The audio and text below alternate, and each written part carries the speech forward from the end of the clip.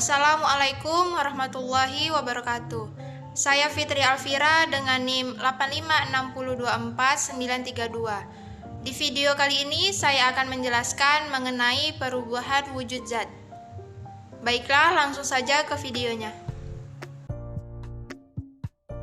Alat dan bahannya ada tabung reaksi, kemudian ada penjepit tabung reaksi, kemudian ada alat peraga kaki 3, korek, ada yodium kristal, dan tabung spiritus. Ada kapur barus yang telah dihaluskan. Langkah pertama yang dilakukan, ambil tabung reaksi, kemudian jepitkan pada penjepit tabung reaksi. Setelah itu, masukkan kapur barus yang telah dihaluskan ke dalam tabung reaksi. Masukkan kapur barus secukupnya dan masukkan dengan perlahan agar tidak tumpah.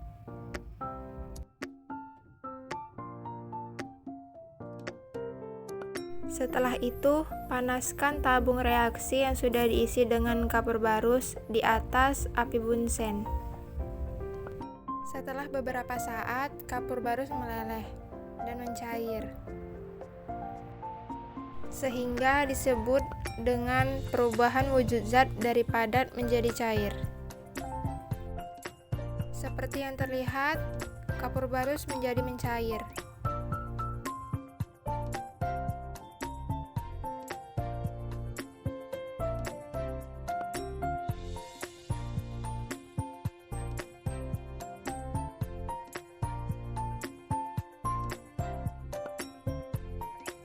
Kemudian ambil tabung reaksi yang baru.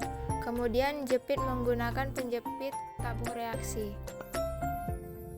Isi tabung reaksi tersebut menggunakan yodium kristal. Setelah itu, tabung reaksi yang telah diisi yodium kristal dipanaskan di atas api bunsen. Reaksi yang terjadi pada yodium kristal lebih lama dibandingkan dengan kapur barus. Setelah beberapa saat, yodium kristal mengalami perubahan, yaitu adanya uap. Hal inilah yang disebut dengan perubahan wujud zat dari padat menjadi gas. Dan jika didinginkan, yodium kristal akan mengkristal kembali atau menjadi padat. Inilah hasil dari kapur barus yang dipanaskan di atas api bunsen. Ketika dipanaskan, kapur barus menjadi meleleh. Inilah yang disebut dengan perubahan wujud zat dari padat menjadi cair. Dan ketika didinginkan, maka akan mengkristal kembali atau menjadi padat. Dan inilah hasil dari yodium kristal ketika dipanaskan. Ketika dipanaskan, yodium kristal akan menguap. Inilah yang disebut dengan perubahan wujud zat.